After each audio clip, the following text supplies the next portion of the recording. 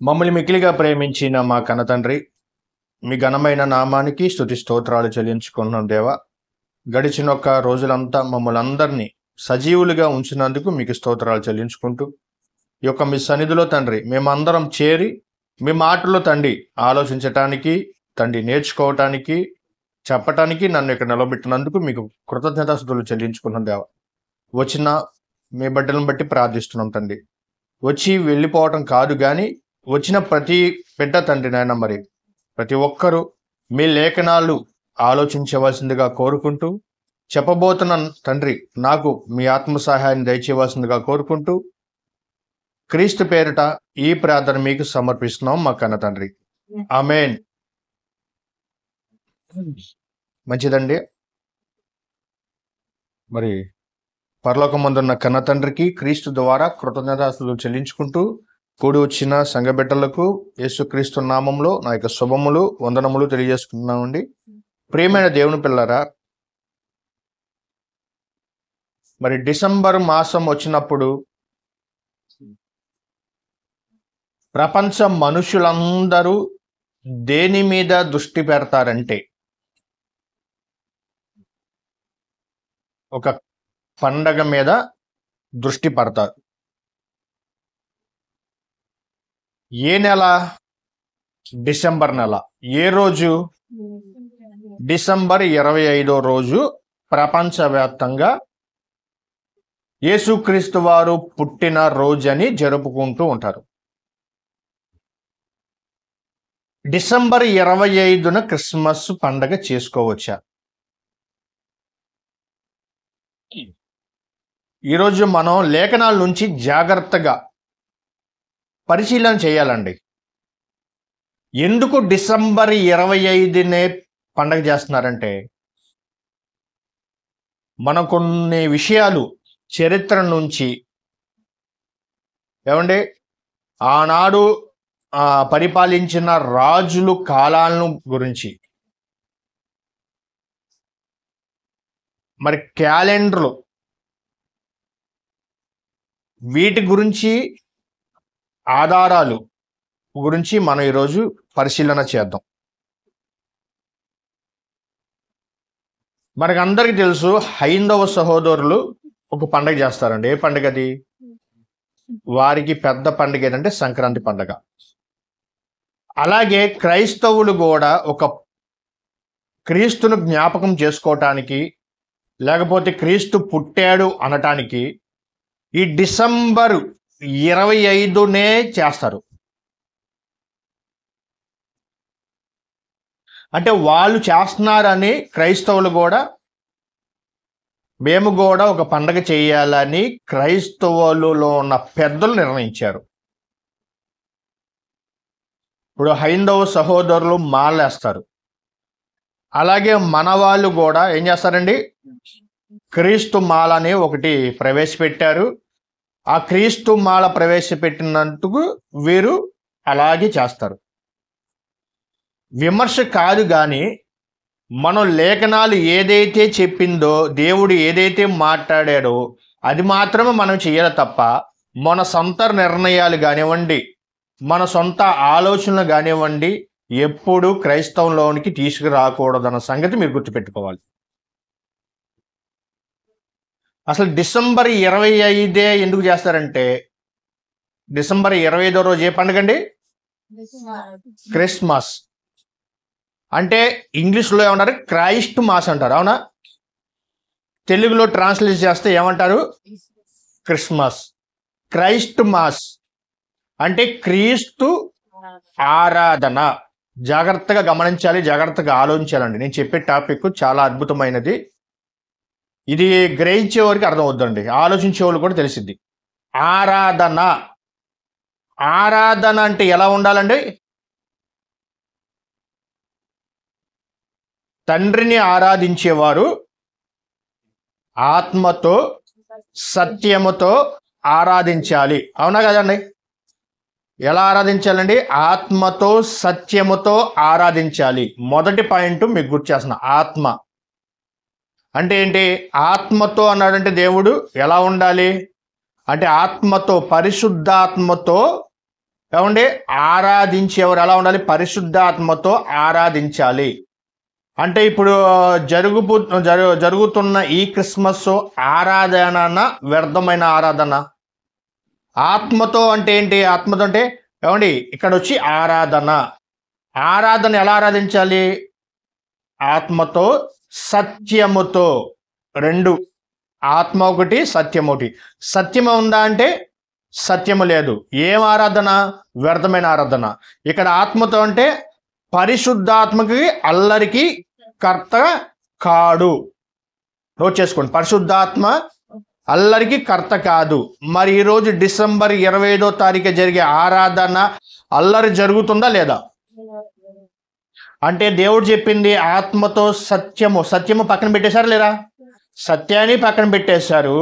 పరిశుద్ధాత్మ ఎవరైతే అల్లరికి కర్త కాదన్నాడో అది జరుగుతుంది. అవునా కదండి? అది జరుగుతుంది. నిజమైన ఆరాధన ఏదండి? ఆత్మతో సత్యముతో ఆరాధించాలి. అంటే అక్కడ ఆత్మ లేదు, సత్యము లేదు అన్న సంగతి మీరు గ్రహించాలి. నిజమైన క్రిస్మస్ జరుగుతుందా లేదా?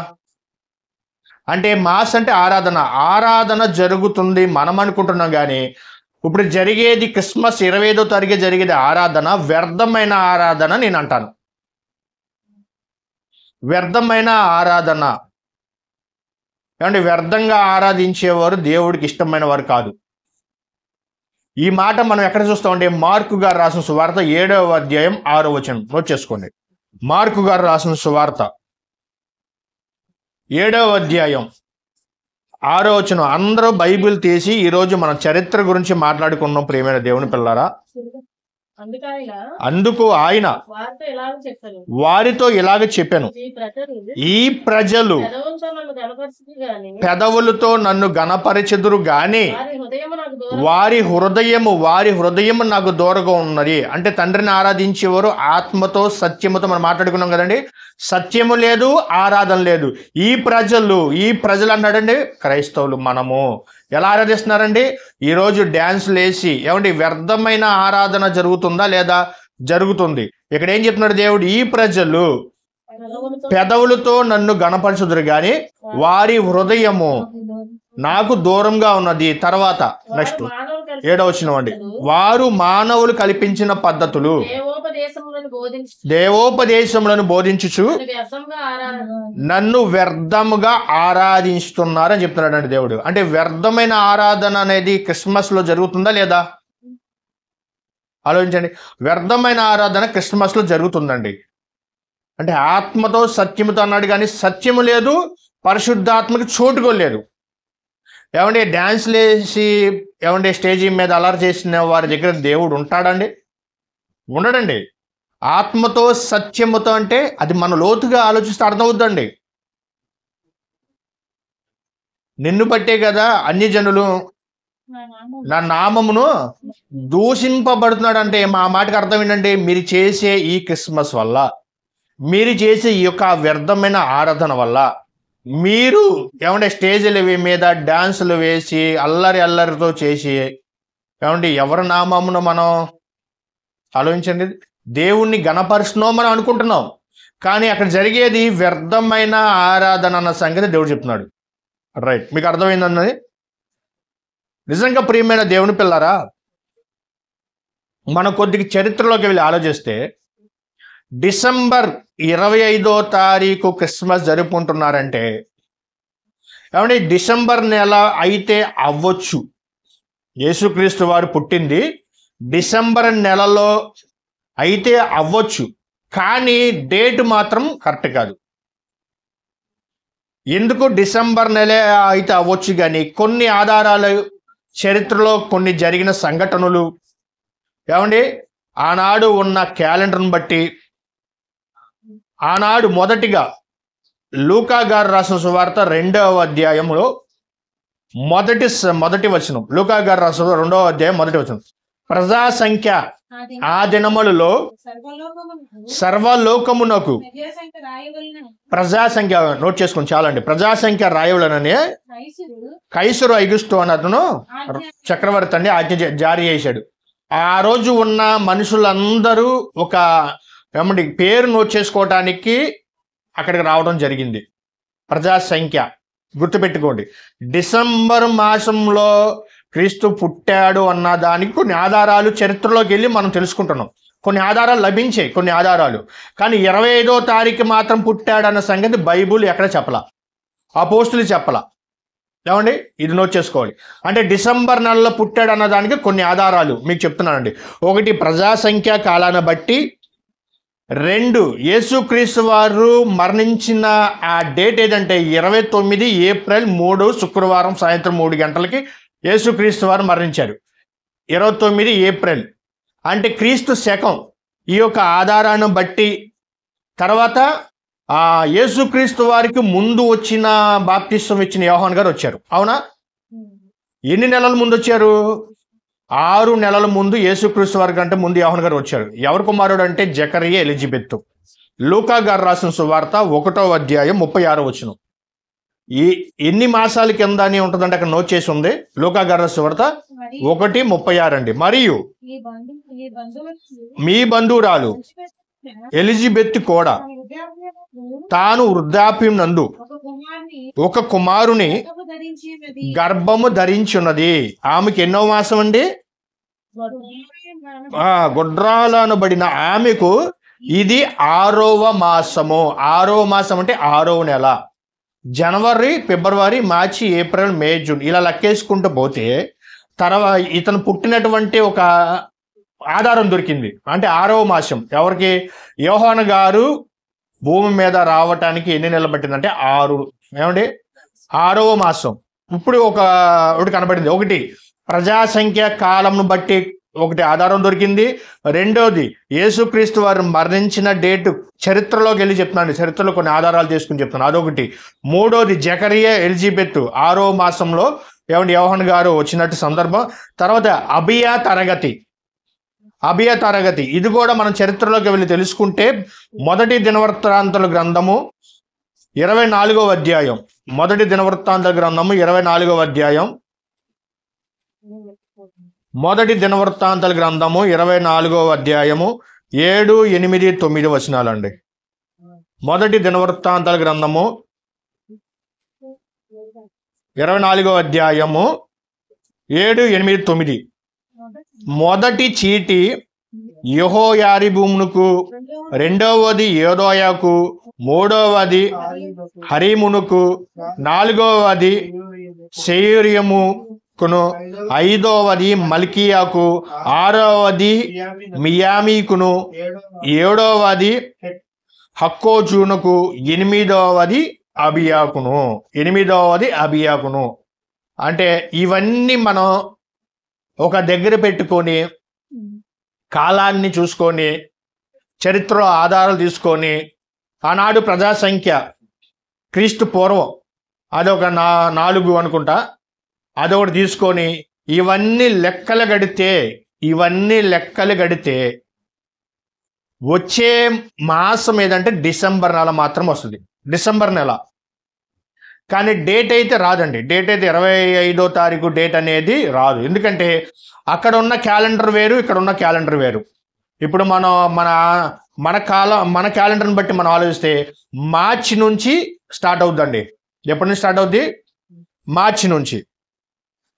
అంటే ఇవన్నీ రావటానికి చరిత్రలో కొన్ని ఆధారాలు తీసుకొని, చరిత్రలో కొన్ని కాలాలు తీసుకొని, ఏమండి మరి చరిత్రలో కొన్ని ఒక డేట్లు, ఆ సంఖ్యలు ఇవన్నీ తీసుకుంటే ఒకవేళ డిసెంబరు వస్తే రావచ్చు, కానీ అయితే అవ్వచ్చు. డిసెంబరు మాత్రం అయితే అవ్వచ్చు, కానీ డిసెంబర్ 25వ తారీఖు మాత్రము లేదు.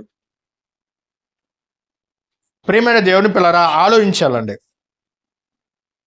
ఈరోజు యేసుక్రీస్తు వారిని మధ్యవర్తిగా పెట్టడం మనకి అందరికీ తెలుసు. అర్థమవుతున్నాను కదండి నా మాటలో?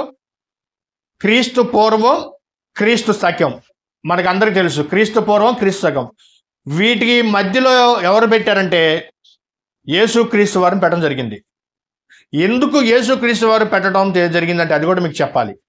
ఏమంటే ప్రపంచంలో 3 రాజులను తీసుకున్నారు. ఎవరంటే ఒకటి అలెగ్జాండర్ చక్రవర్తి, ప్రపంచాన్ని పరిపాలించిన రాజు. రెండో వ్యక్తి జూలియస్ సీజర్. మూడో వ్యక్తి యేసుక్రీస్తు వారు.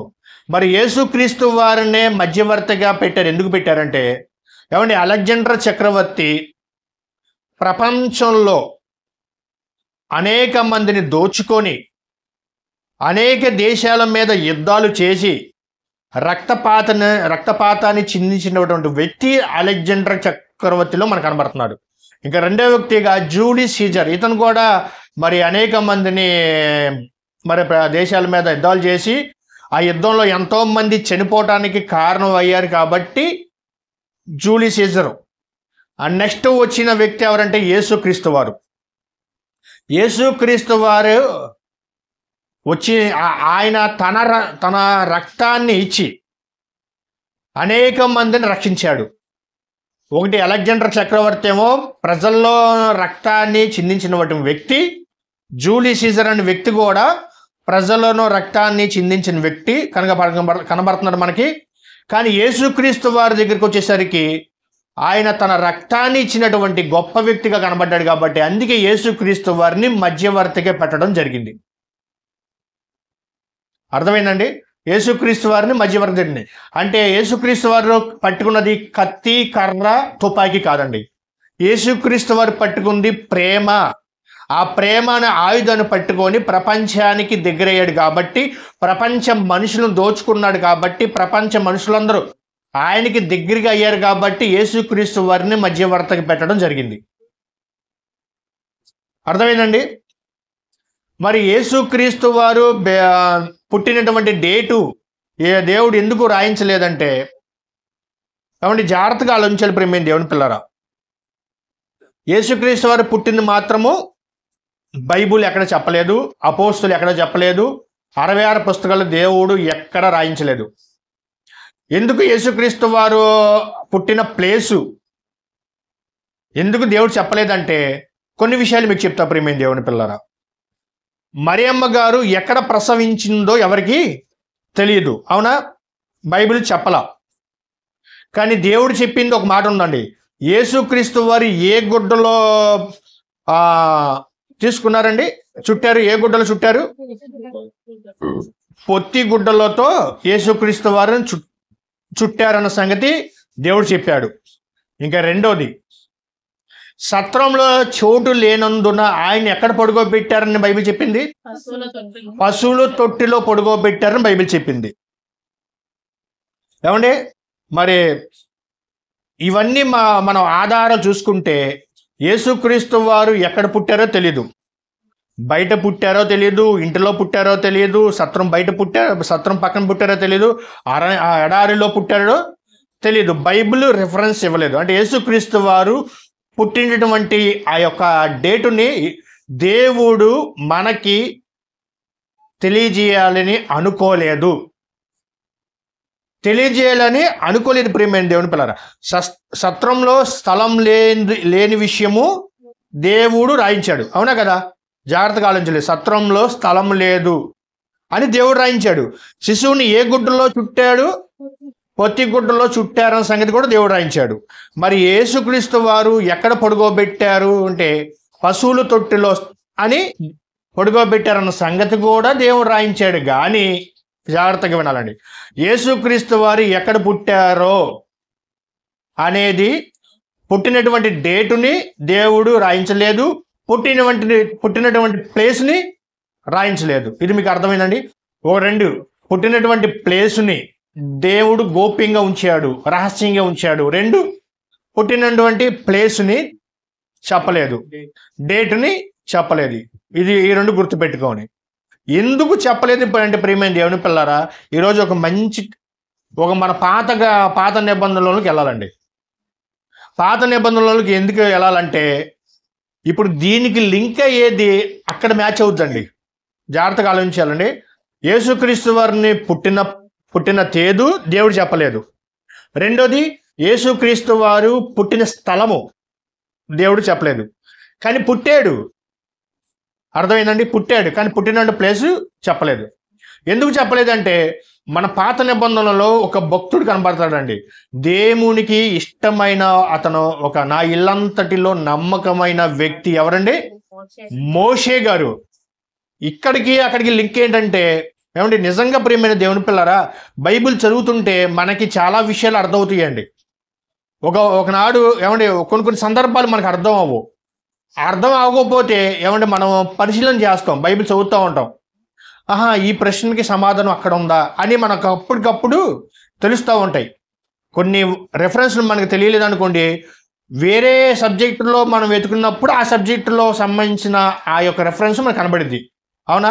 అంటే దేవుని యొక్క మర్మం ఎవరికి తెలుస్తుంది అంటే, దేవుని యందు భయభక్తులు గల వారికే ఆ యొక్క మర్మం తెలుస్తుందని సంగతి కీర్తనల గ్రంథం 25వ అధ్యాయం 14వ వచనం. కీర్తనల గ్రంథం 25వ అధ్యాయం 14వ వచనం. యెహోవా మర్మము ఆయన యందు భయము భక్తి గల వారికి తెలిసి ఉన్నది. అర్థమేనండి? యెహోవా మర్మము ఆయన యందు భయభక్తులు గల వారికి తెలిసి ఉన్నది అంటే, ఇప్పుడు ఆలోచించండి, ఎవరికి పడితే వారికి బైబిల్ అర్థం అవుదండి. ఆయన మర్మం తెలియాలంటే దేవుని యొక్క సహాయం మనకు కావాలి. అంటే లేఖనాలు పరిశీలించేటప్పుడు దేవుని యొక్క సహాయం మనకు కావాలి, మనకి జ్ఞానం కావాలి, అంతే కదండి. ఇప్పుడు లేఖనాల ద్వారా నిత్యజీవం ఉన్న సంగతి మనం గ్రహించాము. ఆ లేఖనాలు ఎవరైతే పరిశీలిస్తారో, ఎవరైతే దేవుని యందు భయభక్తులతో బైబిల్ చదువుతారో, ఆ యొక్క మర్మం ఎవరికి అర్థం అవుతుందంటే చదివే వారికి అర్థం అవుతుంది. అవునండి, చదవని వారికి అర్థం అవ్వదు. ఆయన యొక్క మర్మము చదివే వారికి మాత్రమే అర్థం అవుతుంది. నోట్ చేసుకోవాలి. కనుక ప్రియమైన దేవుని పిల్లరా, ఇప్పుడు మోషే గారి దగ్గరికి ఎందుకు వెళ్ళాలంటే, మరి యేసుక్రీస్తు వారికి జననానికి మోషే గారికి సంబంధం ఏంటని మీరు ఆలోచించవచ్చు. ఈ పాఠం మొత్తం మీరు వింటే మరి మోషే గారి దగ్గరికి ఎందుకు వెళ్తున్నారో మీకు అర్థమవుతుంది. ప్రియమైన దేవుని పిల్లరా, నా ఇల్లంతటిలో నమ్మకమైన వ్యక్తి ఎవరంటే మనకి ఎవరు కనబడతారు? మోషే గారు కనబడతారు. 6 లక్షల మంది పైన వారికి ఏకైక నాయకుడిగా ఉన్నాడు. ఏమంటే ఎర్ర సముద్రంలోంచి నడిపించే వ్యక్తి ఎవరు కనబడతారంటే మోషే గారు. ఐగుప్తి బానిసత్వంలో మగ్గుతున్న, ఐగుప్తిలో వెట్టి చాకరితో చేయిస్తున్న ఇశ్రాయేలు ప్రజలని రక్షించడానికి మోషే గారు నాయకత్వం చాలా గొప్పని ప్రియమైన దేవుని పిల్లరా. అలా నిజంగా మోషే గారి జీవిత చరిత్ర చదువుకుంటే మనకి చాలా అద్భుతం వేస్తుందండి. మరి మోషే గారు ఎన్ని సంవత్సరాలు బతికారండి? 120 సంవత్సరాలు బతికారు. ఏమండి మోషే గారు ఎన్ని సంవత్సరాలు అరణ్యంలో ఏమండి ప్రవేశించారంటే 40 సంవత్సరాలు ప్రవేశించారు. ప్రియమైన దేవుని పిల్లలు ప్రయాణం చేశారు. 40 సంవత్సరాలు ప్రయాణం చేశారు. మరి ఇశ్రాయేలుకి మోషే గారికి 40 సంవత్సరాలు ప్రయాణించేటప్పుడు ఎంత బాండింగ్ ఉంటుందండి, ఎంత ప్రేమ ఉంటుందండి. మాకు ఏది కావలిస్తే అది ఇచ్చారు. ఏమండి మాకు ఏదైనా ఇచ్చారు, అన్నీ మాకు ఇచ్చాడు. తోడుగా ఉన్నాడు, నీడగా ఉన్నాడు, మమ్మల్ని రక్షించాడు, మమ్మల్ని కాపాడాడు. ఎంత అతని మీద ప్రేమ పెట్టుకున్నారండి, చాలా ప్రేమ పెట్టుకున్నారండి, చాలా ప్రేమ పెట్టుకున్నారు. చాలా దగ్గరికి అయ్యారు. మోషే గారిని చాలా గొప్పగా చూసుకున్నారు. కానీ మోషే గారు కనాను దేశానికి ప్రవేశించకుండానే మరణించాడు. ఈ విషయం మనకు తెలుసు. కానీ మోషే గారు చనిపోయినప్పుడు ఎన్ని దినములు బాధపడ్డారు, దుఃఖించారంటే ద్వితీయోపదేశకాండము చివరి అధ్యాయం ఉండండి, 34వ అధ్యాయం 8వ వచనం. ద్వితీయోపదేశకాండము 34వ అధ్యాయం ఇశ్రాయేలు 8వ వచనం అండి. ఇశ్రాయేలీయులు మోయాబు మైదానములో మోషేను బట్టి 30 దినములు దుఃఖము సలుపుగా చాలండి. మోషేను గూర్చిన దుఃఖము సలిపిన దినములు సమాప్తి అయిన. అంటే ఎన్ని దినములు బాధపడ్డారండి? 30 రోజులు బాధపడ్డారండి. ఈ రోజు ఎవరైనా చనిపోతే 30 రోజులు బాధపడతారండి? చెప్పండి, బాధపడరు. మరి ఎంత దగ్గరగా ఉన్నాడండి, ఇశ్రాయేలు ప్రజలకి ఎంత దగ్గరగా ఉన్నాడండి, ఎంత ప్రేమ చూపించారండి. ఒక నా విషయంలో కొనుక్కున్నారు, అది వేరే విషయం. కానీ 30 దినముల్లో వేడిచారంటే అతని మీద ఎంత ప్రేమ చూపించారో ఈ వచనాన్ని బట్టి మనకు అర్థమవుతుంది. ఇప్పుడు మీకు ఒక సందర్భం చూపిస్తానండి. 30 దినములు వేడిచారంటే అతని మీద ప్రేమ ఉందా లేదండి?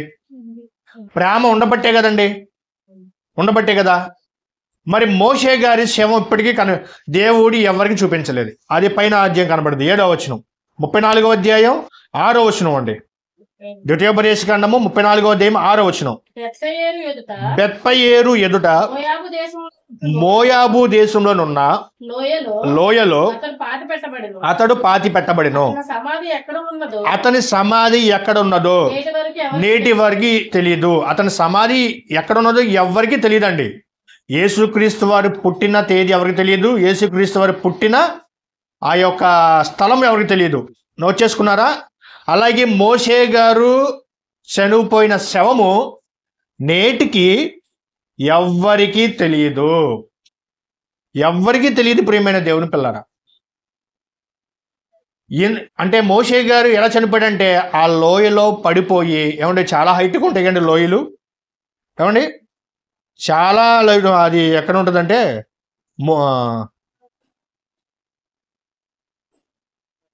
ఆ కొండల లోయలో పైనుంచి పడిపోయేసరికి అతను కప్పబెడతానికి మనుషులు కాదు కప్పేసింది.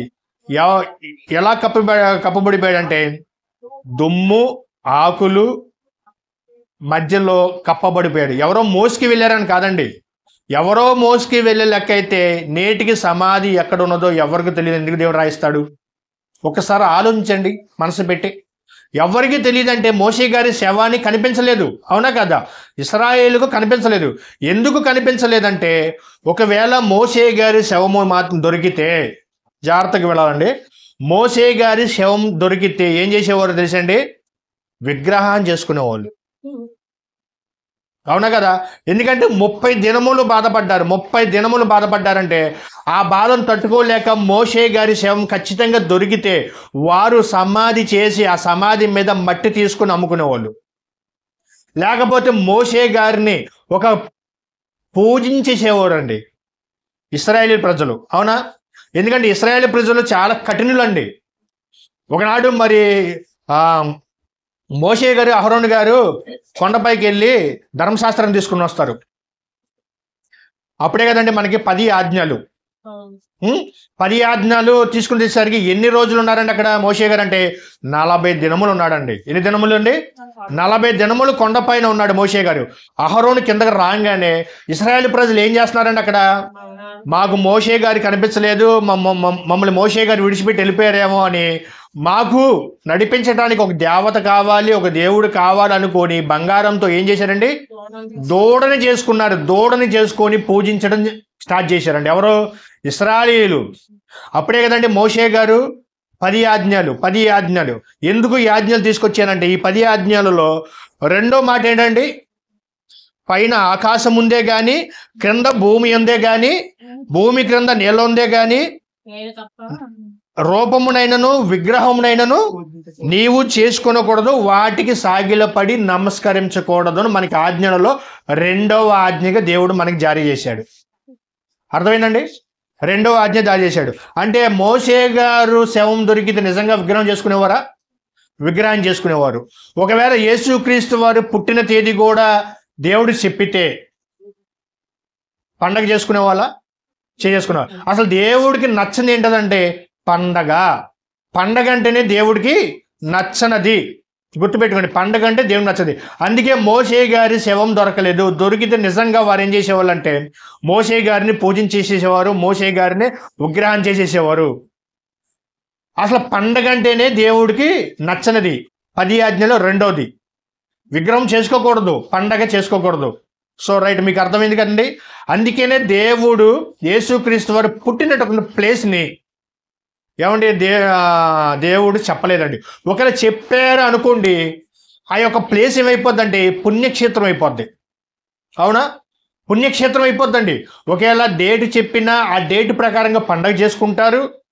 ఆ డేట్ ప్రకారమే యేసుక్రీస్తు వారు పుట్టిన డేట్ ఒకవేళ మనకి చెప్పితే ఆ రోజే ఆపరేషన్లు చేసుకుంటారు. యేసుక్రీస్తు వారు పుట్టిన డేట్ ఒకవేళ దేవుడు చెప్పినట్లయితే ఆ రోజే పెళ్ళిళ్ళు చేసుకుంటారు, ఆ రోజే బాప్టిసాలు తీసుకుంటారు, ఆ రోజే పండగలు చేసుకుంటారు, ఆ రోజే పిల్లల స్కూల్లో చేర్పిస్తారు, ఆ రోజే గృహప్రవేశాలు జరుగుతాయి. అంతే కదండి. ఇవన్నీ జరుగుతాయని దేవుడు ముందుగానే గ్రహించాడు. ఇశ్రాయేలుని చూస్తున్నాడు కదా దేవుడు. 40 రోజులు మరి మోషే గారు రాకపోయేసరికి వీరు ఏం చేశారంటే దూడను చేసేసుకుని పూజించుకుంటున్నారు. అలాగే మరి చరిత్రలోకి వెళ్తే న్యాయాధిపతులు గ్రంథం కానివ్వండి, అన్ని చేసుకుంటే చరిత్రలోకి వెళ్తే కొన్ని విగ్రహాలను పూజించేశారండి. దేవుడికి నచ్చింది ఏంటండి? విగ్రహం పూజించడమే దేవుడికి ఇష్టం లేదండి. అందుకే దేవుడు గోప్యంగా ఉంచాడండి, రహస్యంగా ఉంచాడు. మరొక సందర్భం చెప్తానండి. యేసుక్రీస్తు వారి బాప్టిజం ఎక్కడ తీసుకున్నాడండి? యోర్దాను నదిలో తీసుకున్నాడు. అంటే యోర్దాను నదిలో బాప్టిజం తీసుకున్న సంగతి దేవుడు రాయించాడా? రాయించాడు క్లియర్గా. ఇప్పుడు చాలా మంది మనోళ్ళు ఏం చేస్తున్నారంటే, క్రైస్తవులు పెద్ద పెద్దోళ్ళు ఏం చేస్తారంటే యోర్దాను నదిలోకి వెళ్ళే బాప్టిజాలు తీసుకుంటున్నారు. అవునా? బాప్టిజాలు తీసుకుంటున్నారు. పక్కన కృష్ణానది లేదా? మరి ఈ పక్కన చూస్తే గోదావరి లేదా? ఇవన్నీ వదిలిపెట్టుకొని ఎక్కడికి వెళ్ళి బాప్టిజాలు తీసుకుంటున్నారంటే, అదిగో యేసుక్రీస్తు వారి యోర్దాను నదిలో తీసుకున్నాడు కాబట్టి అక్కడికి వెళ్ళే బాప్టిజాలు తీసుకుంటున్నారు. రైట్.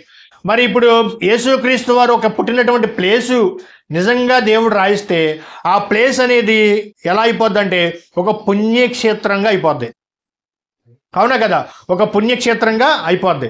ఇప్పుడు మరియమ్మ తల్లి గారిని పూజిస్తున్నారు. పుణ్యక్షేత్రం అయిపోయిందా లేదా? పుణ్యక్షేత్రం అయిపోయింది. అటు వెళ్తే గౌరీపట్నం, ఇటు వెళ్తే గుణదల. పుణ్యక్షేత్రం అయిపోయింది.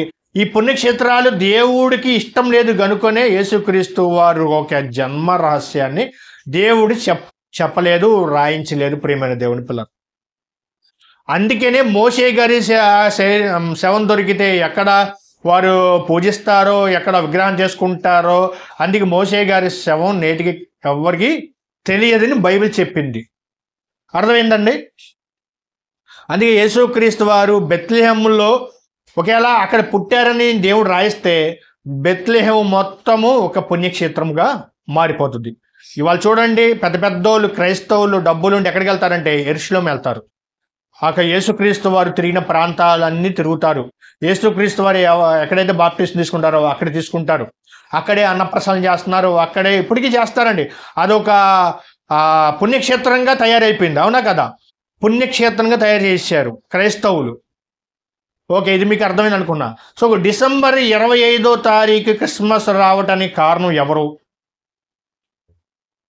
మరి దీని గురించి చరిత్ర కూడా ఆలోచిద్దాం. ప్రియమైన దేవుని పిల్లలారా, డిసెంబర్ 25వ తారీఖు క్రిస్మస్ రావటానికి కారణం ఎవరంటే, ఇతను ఒక చక్రవర్తి అండి. బైశాంటైన్ సామ్రాజ్యం అనేది మీకు పాఠ్య పుస్తకాలు ఉంటుంది. దానికి సంబంధించిన చక్రవర్తి ఏమండి? కాన్స్టాంటినోబెల్. ఎవరండి నీ పేరు? కాన్స్టాంటినోబెల్ అనే ఒక చక్రవర్తి. ఈయన యేసుక్రీస్తు వారిని ఏమండి నమ్మక ముందు ఈయన ఎవరిని పూజించాడు తెలుసా? సూర్యుడిని పూజించాడు. ఎవరిని పూజించారండి? సూర్యుడిని పూజించాడు. కానీ యేసుక్రీస్తు వారు తెలుసుకున్న తర్వాత యేసుక్రీస్తు వారికి ఒక జన్మదినాన్ని, ఆ యొక్క డేట్ని కన్ఫామ్ చేయాలని డిసెంబర్ 25వ తారీఖున పెట్టినటువంటి ఒక చక్రవర్తి ఎవరు? ఆయన పేరంటే నోబెల్ కాన్స్టెంట్. ఎవరు ఆయన పేరు? Nobel constant.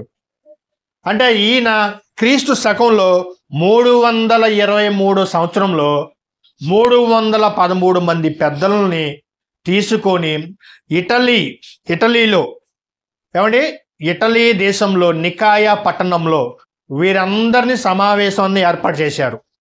ఎవరతనో? కాన్స్టాంటినోబెల్. ఈ క్రిస్మస్ 25 రావటానికి కారణం ఆయననండి. కాన్స్టాంటినోబెల్ ఒక చక్రవర్తి. ఇతను సూర్యుని పూజించాడు. సూర్యుని పూజించిన తర్వాత యేసుక్రీస్తు వారిని తెలుసుకోవటం, అతను మనసు మార్చుకొని యేసుక్రీస్తు వారిని నమ్ముకున్న తర్వాత క్రీస్తు శకంలో 323వ సంవత్సరంలో 313 మంది పెద్దలతో కలిసి ఇటలీ ఒక దేశంలో ఒక నికాయా అనే ఒక ప్రాంతంలో సమావేశాన్ని ఏర్పాటు చేశారండి చక్రవర్తి. సమావేశాన్ని ఏర్పాటు చేసినప్పుడు మన భారతదేశం నుంచి ఏమండి ఇక్కడ జర్మనీ అనుకుంటండి, జర్మనీయో లేకపోతే కేరళ నుంచి ఒక బిషప్, అతని పేరు జాన్ అండి. Bishop John. ఇతను కేరళ ప్రాంతం నుంచి ఎక్కడికి వెళ్ళాడంటే ఇటలీ ప్రాంతానికి కూడా వెళ్ళాడు, మన భారతదేశం నుంచి వెళ్ళి. వీళ్ళందరూ బిషప్లు అంటారు, లేకపోతే పెద్దలు అంటారు, క్రైస్తవ పెద్దలు అంటారు. వీరందరూ సమావేశం ఏర్పాటు చేసుకొని ఆ సమావేశంలో అంటే నేను మొదటి చెప్పే కదండి, డిసెంబర్ ఆధారాలు, కొన్ని చరిత్రలు, కొన్ని హిస్టరీలు, కొన్ని ప్రజా సంఖ్యలు ఇవన్నీ చూసుకుంటే డిసెంబర్ నెల అయితే అవ్వచ్చు. కానీ ఆ డిసెంబర్ నెల మాసంలో 25వ తారీఖున అనేది సెలెక్ట్ చేయడం జరిగింది. ఎవరు ఇతనంటే కాన్స్టాంటినోబెల్. ఇతను ఎవరో చక్రవర్తి. అవునా? ఇతనేంటండి, ఇతని నిర్ణయాన్ని బట్టి ఆ రోజు డిసెంబర్ 25వ తారీఖు క్రీస్తు పుట్టాడు అనే ఒక పండగని ఏర్పాటు చేయడానికి కారణం ఇతనే అండి, ప్రియమైన దేవుని పిల్లరా. కానీ దేవుడు చెప్పలేదు, దేవుడు ఎక్కడా రాయించలేదు. ఇప్పుడు మార్కు సువార్త 7వ అధ్యాయం 6 మానవులు కల్పించిన పద్ధతులు అది చదువుతాం. మార్కు గారు రాసిన సువార్త 7వ అధ్యాయం 6 మానవులు కల్పించిన పద్ధతులు ఉంటుందండి. ఆ మానవులు కల్పించిన పద్ధతులు దేవోపదేశములు బోధించుచు నన్ను వ్యర్థంగా ఆరాధించేదురు అన్నాడండి. అంటే మానవులు కల్పించిన పద్ధతులు. ఇప్పుడు ఇంత మానవుడా దేవుడా? నోబెల్ కాన్స్టాంటిన్ ఒక చక్రవర్తి డిసెంబర్ 25వ తారీఖు రావటానికి కారణమైన వ్యక్తి. ఇతను మానవుడా దేవుడా? మానవుడు. అంటే మానవుడు కల్పించిన పద్ధతులను ఆరాధన అంటారా, వ్యర్థమైన ఆరాధన అంటారా? వ్యర్థమైన ఆరాధన అంటారు, కానీ అది దేవుడికి నచ్చిన ఆరాధన మాత్రము కాదు. అర్థమైన ప్రియమైన దేవుని పిల్లలారా, అంటే దేవుడికి కొన్ని విషయాలు చెప్తాడంటే అన్నీ చెప్పడం. మనకి ఏది కావాలో అది దేవుడికి తెలుసు. కానీ మనం ఏం చేస్తున్నామండి, దేవుడు చెప్పింది మాత్రం మనం చెయ్యం. దేవుడు ఏదైతే వద్దంటాడో అది మాత్రమే మనం చేస్తాము. కానీ దేవుడికి నచ్చినట్టుగా, దేవుడికి ఇష్టమైనట్టుగా, దేవుడు చెప్పినట్టుగా ఎవరైనా చేస్తారంటే ఎవ్వరు చేయలేదు ప్రియమైన దేవుని పిల్లలారా. ఇప్పుడు నా బర్త్డే అనుకోండి, జాగ్రత్తగా ఉండాలండి. నా బర్త్డే అనుకోండి, నాకు నచ్చినట్టుగా చేస్తే నేను సంతోషపడతాను. నాకు నచ్చినట్టుగా చేయకుండా మీకు నచ్చినట్టుగా చేస్తే నేను సంతోషపడతానా? సంతోషపడను. అలాగే దేవుడు కూడా ఏం చెప్తున్నాడంటే, నాకు నచ్చినటువంటి చేస్తేనే నేను సంతోషపడుతుంది, కానీ నాకు నచ్చకుండా, నాకు ఇష్టం లేకుండా మీరు చేసే ఏ పండగైనా నాకు వ్యర్థమే అని అంటున్నాడండి. ఆలోచించండి ప్రియమైన దేవుని పిల్లలారా. ఈ పండగలు ఎవరు పెట్టారంటే మానవులు కల్పించిన పద్ధతులు. అంటే మానవులు తీసుకొచ్చిన ఈ పండగలని క్రైస్తవంలోకి కొంతమంది పెద్దలు తీసుకొచ్చారు ప్రియమైన దేవుడు. ఈ పెద్దలు తీసుకురాబట్టే ఈరోజు క్రిస్మస్ అంటున్నారు. అసలు క్రిస్మస్కే అర్థం తెలియదండి ఈరోజు సమాజంలోకి. మాస్ అంటే ఆరాధన, ఆరాధించేవారు ఆత్మతో సత్యముతో ఆరాధించేలా, కానీ అక్కడ ఆత్మ లేదు, సత్యము లేదు. అది ఎలాంటి ఆరాధన అయితే మానవులు కల్పించిన ఆరాధన అవుతుంది. ఇప్పుడు ఇలాంటి ఆరాధన దేవుడికి నచ్చుతుందా? నచ్చదా? నచ్చదు. ఎంత మాత్రం దేవుడికి నచ్చదు. మీరు హోషేయ గ్రంథం చదువుకోండి, ఆమోసు గ్రంథం చదువుకోండి. పండగల గురించి చెప్పేశాడు దేవుడు. నాకు పండగలు చెయ్యొద్దు అన్నాడు. ఎవరికి నచ్చదు. అందుకే యేసుక్రీస్తు వారు ఎక్కడ పుట్టారో దేవుడు చెప్పలేదు. ఒకవేళ పుట్టినటువంటి ప్లేస్ చెప్తే అక్కడ పుణ్యక్షేత్రం అయిపోద్ది. అక్కడ ప్రపంచ మనుషులందరూ అక్కడికి వెళ్ళిపోయి ఆరాధిస్తారు. ఆ యొక్క స్థలాన్ని పవిత్రంగా ఆరాధిస్తారు. దేవుడికి నచ్చింది ఏంటంటే విగ్రహము. ఎవడైతే విగ్రహం చేసుకుంటాడో వాడు నాకు ఇష్టమైన వాడు కాదన్నాడు. అసలు దేవుడికి చాలా కోపం వచ్చేది విగ్రహం ప్రియమైన దేవుని పిల్లరా. మీకు కొన్ని విషయాలు చెప్తానండి. ఇప్పుడు ఒక కుటుంబం ఉందండి. ఒక కుటుంబంలో ఒక తండ్రి చనిపోయాడండి. ఒక ఉమ్మడి కుటుంబం అనుకోండి, ఒక 30 మందో 25 మందో. ఆ యొక్క కుటుంబంలో ఆ తండ్రిని బాగా ప్రేమించేవారండి. న్యూస్ మీడియాలో చాలా వచ్చినాయి అలాంటి. తండ్రిని బాగా ప్రేమించారు. మరి ఒకరోజు ఆ తండ్రి చనిపోయాడు. చనిపోయినటువంటి ఆ తండ్రిని ఒక విగ్రహం చేసుకొని ఇళ్లలో కూర్చోబెట్టుకున్నారా? అదే కలజోడు, అదే వాచి, అదే కుర్చీ, అదే ఫోను అలాగే తయారు చేసుకొని నా తండ్రిని మేము మర్చిపోలేకపోతున్నాము అని కూతురు, నా తండ్రి మేము మర్చిపోలేకపోతున్నాము అని కొడుకు, నా భర్తను నేను మర్చిపోలేకపోతున్నాము అని భార్య, వీళ్ళందరి కుటుంబంతో కలిసి ఒక విగ్రహం చేసుకొని హైదరాబాదులో కానీ మన ఆంధ్రాలలో కానీ ఒక విగ్రహం చేసుకొని ఇంటిలో కూర్చోబెట్టుకున్న సందర్భాలు ఎప్పుడు మనకు సోషల్ మీడియాలో కనబడతాయి, అవునా కదా? అంటే ఒక మనిషి మీద ప్రేమ ఉంటే ఆ మనిషి సేమ్ మన ఇంట్లో ఉన్నట్టుగానే మనం ఒక విగ్రహం చేసుకొని కుర్చీలో కూర్చుంటాడు. ఎలాగైతే కూర్చుంటాడో, అతనికి ఎలాగైతే మీసాలు ఉంటాయో, అతని జేబులో పెన్ను పెట్టి చేతిలో ఫోన్ పెట్టి ఇవన్నీ ఎలాగైతే చేస్తారో అలాగే ది సేమ్ టైం అలాగే యేసుక్రీస్తు వారిని ఏమండి ఆ యొక్క ప్లేస్ని కనుక చెప్తే అక్కడ ఒక విగ్రహారాధన చేస్తారు. అందుకే దేవుడికి నచ్చంది ఏంటో తెలుసా అండి? విగ్రహారాధన చేస్తే దేవుడు చాలా కోపపడతాడు సంగతి మీకు తెలియందే కాదు. అందుకే దేవుడు ఆ యొక్క రహస్యాన్ని దేవుడు యేసుక్రీస్తు వారు పుట్టిన ఒక తేదీని రాయించలేదండి, ఆ యొక్క స్థలాన్ని రాయించలేదు. యోర్దాను నదులు యేసుక్రీస్తు వారు బాప్టిజం తీసుకున్న సంగతి రాయించాడు. సత్రంలో స్థలం లేనందున రాయించాడు. ఆ శిశువు ఏ గుడ్డలతో చుట్టారో, పొత్తి గుడ్డతో చుట్టారో అని రాయించాడు. కానీ రెండు మాత్రం రాయించలేదు, యేసుక్రీస్తు వారు పుట్టిన తేదీని కానివ్వండి, యేసుక్రీస్తు వారు పుట్టిన స్థలం మాత్రము రాయించలేదు. ఒకవేళ రాయిస్తే నేను ఇందాక చెప్పాను కదండి, విగ్రహం చేసుకొని అక్కడే ఉంటారు, పూజిస్తారు, ఇంకా దేవుణ్ణి మరచిపోతారు, దేవుణ్ణి ఆరాధించరంగా. దేవుని పక్కన పెట్టేస్తారు, విగ్రహాన్ని పూజిస్తారు, దేవుని పక్కన పెట్టేస్తారు. ఆ యొక్క ప్లేస్లో ఏమండి చాలా అంగవైభవంగా ఉత్సవాలు చేస్తారు. ఏం చేస్తారండి? మనం తిరణాలు అంటాం కదా, మేరీమాత ఉత్సవాలు కానివ్వండి, తర్వాత ఆ తిరణాలు కానివ్వండి, పండగలు కానీ చేస్తారు. అవి చేయటం ఎవరికి ఇష్టం లేదు? దేవుడికి ఇష్టం లేదండి. నేను చెప్పట్లేదండి. గలతీయులకు రాసిన పత్రిక చివరిగా 4వ అధ్యాయం 10వ వచనం అండి.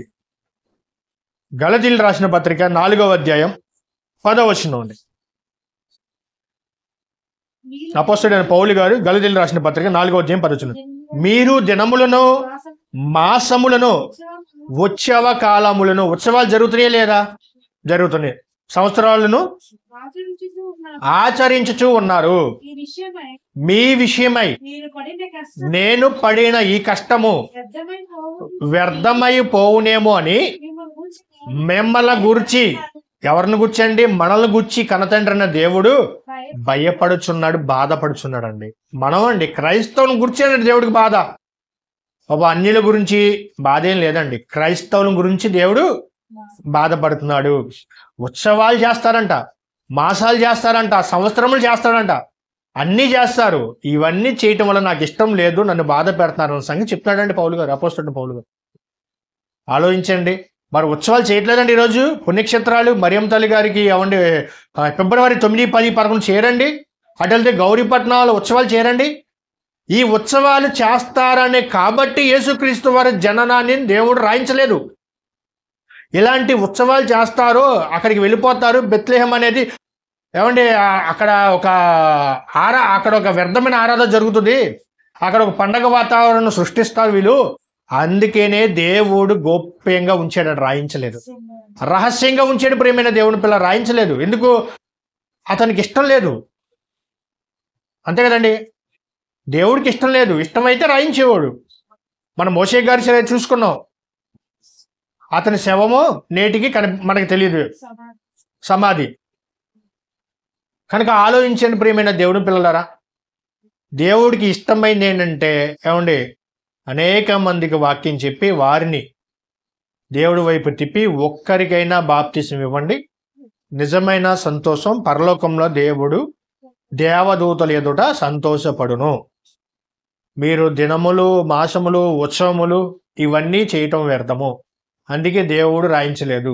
డిసెంబర్ 25 కరెక్ట్ కాదు, ఇది బైబిల్ చెప్పలేదు, పౌలు గారు చెప్పలేదు, అపోస్తులు చెప్పలేదు, దేవుడు రాయించలేదు. కానీ డిసెంబర్ మాసంలో అయితే అవ్వచ్చు, కానీ 25 డేట్ మాత్రం కన్ఫర్మ్ కాదు. ఇది ఏ ఆరాధన మీరు ఒకసారి ఆలోచించండి. ఆరాధన క్రిస్మస్ అనగానే మాస్ అంటే ఆరాధన, క్రైస్తు అంటే క్రీస్తు. క్రీస్తుకు ఆరాధన ఎలా ఉండాలంటే నా తండ్రిని ఆరాధించేవారు ఆత్మతో సత్యముతో ఆరాధించాలి. ఇక్కడ ఆత్మ లేదు, సత్యము లేదు. అలాగ లేని వారి ఆరాధన ఏమంటారంటే వ్యర్థమైన ఆరాధన. వ్యర్థమైన ఆరాధన దేవుడికి ఇష్టపడడు, దేవుడు అసహించుకుంటాడు. కనుక ఈ మాటలు మీకు అర్థమైనని కోరుకుంటూ, క్రిస్మస్ అనేది డిసెంబర్ 25 మాత్రము కాదు, అసలు పండగ అనేది దేవుడు చేయమని ఎక్కడ చెప్పలేదు. పండగ చెప్పలేదు, పుట్టిన తేదీ చెప్పలేదు, పుట్టినటువంటి ప్లేసు చెప్పలేదు. చెప్పనటువంటి మనము చేయకూడదు. ప్రార్థన చేసుకుందాం. మమ్మల్ని మిక్కిలిగా ప్రేమించిన మా కన్న తండ్రి, మీ ఘనమైన పరిశుద్ధమైన నామానికి మీకు స్తోత్రాలు చెల్లించుకున్నాం దేవా. ఇప్పటి వరకు తండ్రి నాయన కొన్ని విషయాలు తండ్రి నాయన డిసెంబర్ 25వ తారీఖు పండగ చేసుకుంటున్నారు. ఇది సరైనదా లేదా అనే క్రైస్తవులు ఆలోచించక నేటికి తండ్రి పండగ పేరు చెప్పుకొని వ్యర్థంగా తండ్రి నిన్ను ఆరాధిస్తున్నారు. అలాంటి ఆరాధన మీరు ఇష్టపడరని మేము లేఖనాల నుంచి కొన్ని విషయాలు మేము తెలుసుకున్నాం. అలాగే తండ్రి తెలుసుకున్న మేము నిజంగా క్రైస్ట్ మాస్ అంటే తండ్రి క్రీస్తును ఆరాధించే మాసం, ఆత్మతో సత్యముతో ఆరాధించాలి. కానీ సత్యము లేదు తండ్రి ఈనాటి క్రైస్తవులకి. తెలుసుకున్న మేము తండ్రి కొంతమంది అయినా తండ్రి మేము ఇలాంటి ఆరాధన చేయకుండా మీకు నచ్చే విధంగా, మీరు మెచ్చే విధంగా ఆరాధన చేయటానికి మమ్మల్ని తండ్రి మీరు ఎప్పటికప్పుడు తండ్రి నేర్పించమని కోరుకుంటున్నాం తండ్రి. విన్న తండ్రి ప్రతి ఒక్కరూ తండ్రి విని విడిచిపెట్టకుండా డిసెంబర్ 25 క్రిస్మస్ చేయకూడదు, అసలు పండగలే చేయకూడదు అన్న సంగతులు తెలుసుకొని భూమి మీద మీకు ఇష్టమైనటువంటి బ్రతకడానికి సహాయం చేయండి తండ్రి. ఇప్పటి వరకు తండ్రి మీరు మాకు నేర్పించిన మాటలను బట్టి మీకు వందనాలు చెల్లించుకుంటూ తండ్రి నాయన చెప్పిన మాటలు తండ్రి విని విడిచిపెట్టకుండా భూమి మీద మీ కొరకు గొప్పగా బ్రతకడానికి సహాయం చేయండి ప్రభా. కూడొచ్చిన ప్రతి ఒక్కరిని జ్ఞాపకం చేసుకొని తండ్రి మంచి ఆరోగ్యాన్ని ఆయుష్ను ప్రసాదించమని ఈ మాటలు తండ్రి విని విడిచిపెట్టకుండా మీ కొరకు నమ్మకంగా భూమి మీద బ్రతకడానికి సహాయం చేయమని క్రీస్తు పేరట ఈ ప్రార్థన మీకు సమర్పిస్తున్నాం మా కన్న తండ్రి. ఆమేన్. అందరికీ వందనాలండి.